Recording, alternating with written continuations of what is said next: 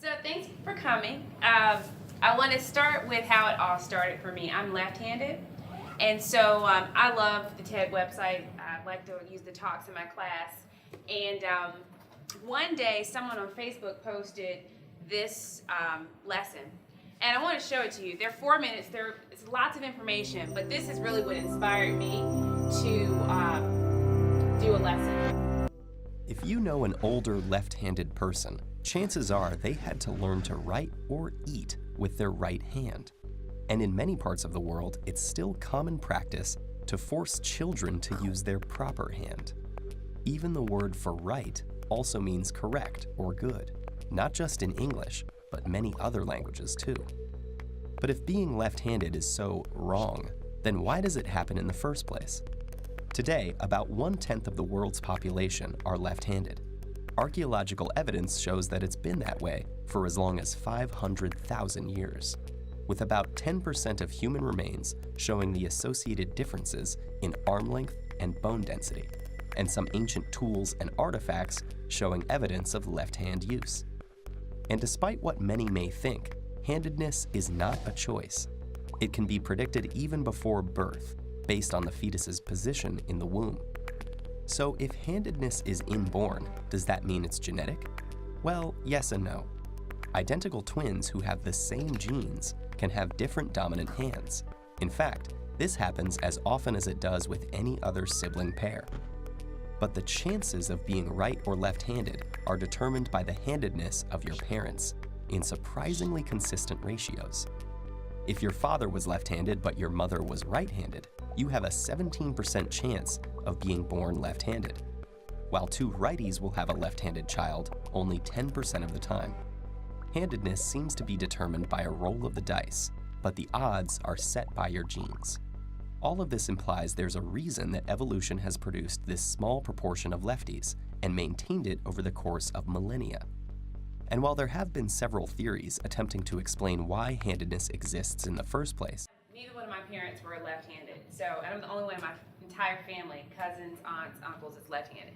So when I saw this, I said, wow, this is really cool, but then I was like, I could do this. So at the end of these videos, there is a nomination form. It says nominate yourself. So I filled it out, and they tell you have like a 1 in a million shot of ever being picked. So I was like, whatever, I'm gonna fill it out. All they can say is no, right? So I filled it out, and within about a week, someone responded. So in your packet, I wanted to walk you through the process. So this first page, I'll show you my lesson at the end, but I put that screenshot because my daughter thinks that looks like me.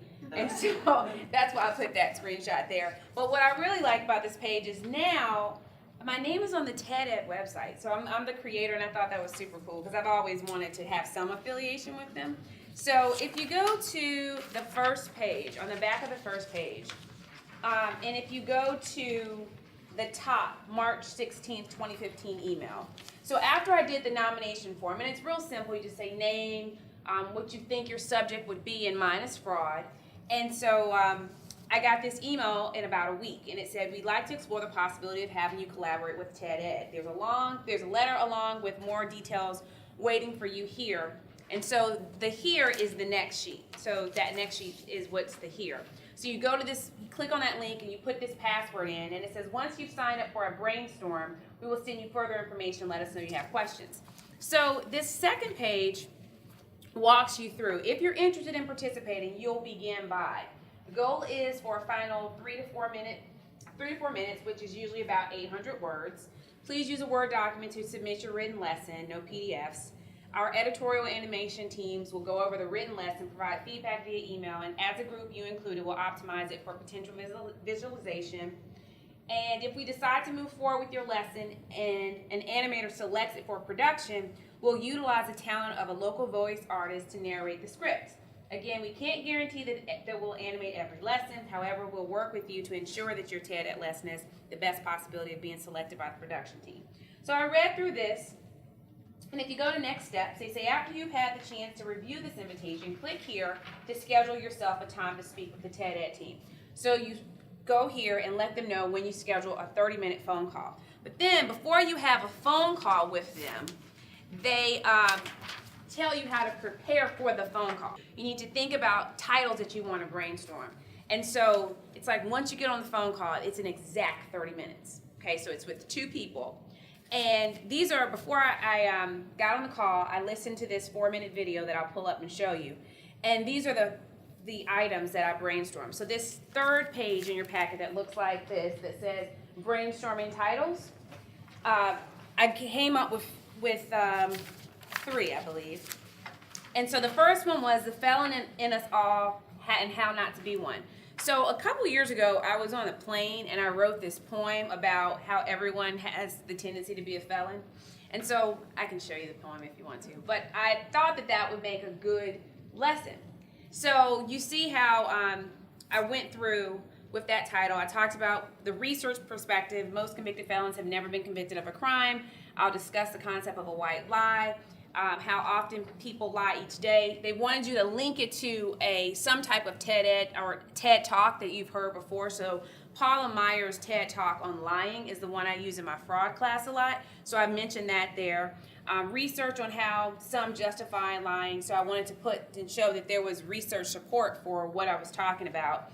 And then go into the fraud triangle, which those are the 3 components of the fraud triangle: pressure, rationalization, and opportunity. And my focus of my talk would be, or my focus of my lesson would be on the rationalization. So you see all of the things that I went through. So the first one was felon in all of us. The second one, orange is the new pink, the rise of pink-collar criminals. And that topic came from a Forbes blog I did on my Forbes blog about one of the Real Housewives of New Jersey just went to prison for embezzlement. So I wrote a blog about it. So that's what the basis of that one is.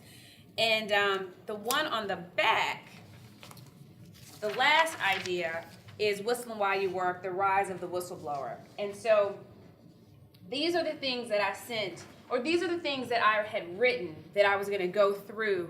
I put them in order of what I thought they might be most interested in. And so these are the things that I went through on my 30-minute talk. And so I went through the first one. They really liked it, and they liked the focus on the fraud triangle. So they liked that 4th bullet. They thought the second one and the third one were too opinionated. So they didn't want a topic that they felt their viewers would feel like someone was preaching to them.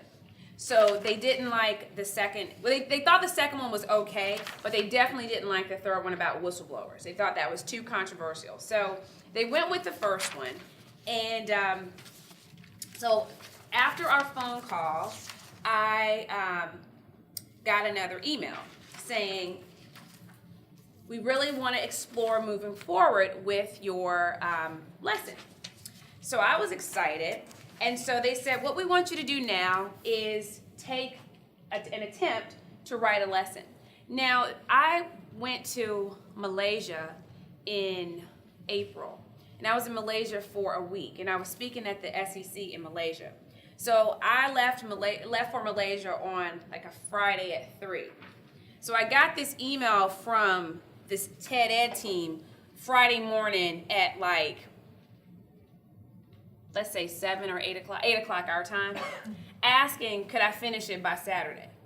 So I'm flying in the air saying, sure, I can do this. I'm going to be on the plane for 1,000 hours. Sure, I can do this. So what you're seeing on the next page that looks like this, we're on the page that has all of my comments here. This is my first draft of my lesson. So I'll give you a couple minutes to read over it first, and then I'll tell you how I was able to pull that together really quickly, okay?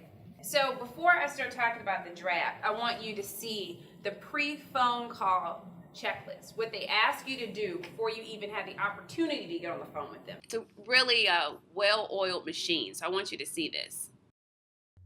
Hi there. If you're viewing this video, it should mean 2 things. Number 1, you are nominated as an educator to play a role in creating an original TED Ed lesson.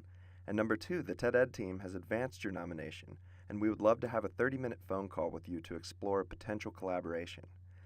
This video is designed to help us make the most of that phone call. It asks you to complete 3 quick but important tasks before we connect. But before we jump in, I want to double check that you know how TED Ed lessons are made. Here's a quick walkthrough of our production process. First, an educator pitches one or more lesson ideas on the phone. Pitches include potential video titles, loose story outlines, and at least one explicit learning objective. More on those in a moment. Next, we brainstorm different angles and frames of your lesson together. This is also done on the phone. The goal is to find the best way to tell your lesson's story. If we reach an idea that everyone is excited about, we move forward. One of two things happens next. Either the educator takes a stab at writing a rough draft of the lesson, or a TED-Ed screenwriter takes the first pass and sends it to the educator. The option utilized always depends on the nature of the lesson and the availability of the educator. Next, the script is workshopped by the TED-Ed production team. Feedback is collected, edits are made and approved by all, the piece is fact-checked, and when everyone feels good about it, the script is locked and sent to a pool of professional and insanely talented animators. Animators pick scripts that excite them. Before animating anything, they create character studies and storyboards and share them with everyone involved. If everyone likes the treatment, the script is then recorded to audio by a professional voice actor, and the animator spends 1 to 2 months bringing the audio and storyboard to life. You might be wondering why we work with professional voice actors. There are 2 reasons, and we encourage you to think of this creative decision similar to the thinking behind your favorite audiobook. The first reason is feedback. A common request from teachers and students who use these videos is for high quality and consistent audio. And number 2, respect for your time. To make the best lesson possible and to empower the animator to manage an extremely intricate workflow, we make dozens and sometimes hundreds of alternate audio recordings across multiple days for one TED-Ed lesson. The conditions for each recording must be identical for the audio to line up. After many experiments, we've learned that a controlled studio environment is the only way to manage this challenge. The final videos that result from these collaborations are then published on ed.ted.com and on the TED-Ed YouTube channel. From there, they're used in classrooms around the world, and the average lesson receives 100,000 views. Some even have over 1 million views. So that's how TED-Ed lessons are made, and if you're interested, here are the 3 simple steps we ask you to complete before the phone call. Number 1, please brainstorm and use the Think section of this page to submit at least 3 great titles for your lesson. We've learned that viewers love videos that deliver on expectations set by a title, and they generally dislike the ones that don't. Your operating title will help you write your script and will frame your story for the TED-Ed screenwriters and animators. Check the Dig Deeper section for advice on brainstorming great titles. Number 2, describe the core learning objective or the line of inquiry your lesson will take. What exactly are you trying to explore in your lesson? TED-Ed lessons are around 3 minutes long, and the best lessons all have a certain amount of focus. They leave a learner satisfied but also excited to learn more about the topic. Describe your learning objective on question 2 in the Think section, and check the Dig Deeper section for more helpful advice. And number 3, prepare to collaborate. We've worked on over 350 lessons to date, and they've been viewed by learners nearly 50 million times. Each collaboration involves dozens of people, and there isn't a single instance where the educator, screenwriter, voice actor, and TED-Ed producer haven't created something more awesome than they could have created alone. We learn so much with each and every lesson, and we can't wait to learn from you. We'll check your submissions the day before our phone call, and we look forward to connecting soon. Thank you. Okay, so just to take a quick step back, that list that we went through, those were my 3 titles. And so they guide you. This is what you have to do before you schedule your call. So please submit 3 potential working titles. So this is the notes that I did. And so they walk you through so they know what to expect before they talk to you. So that's what these next steps will be. And then you schedule your call.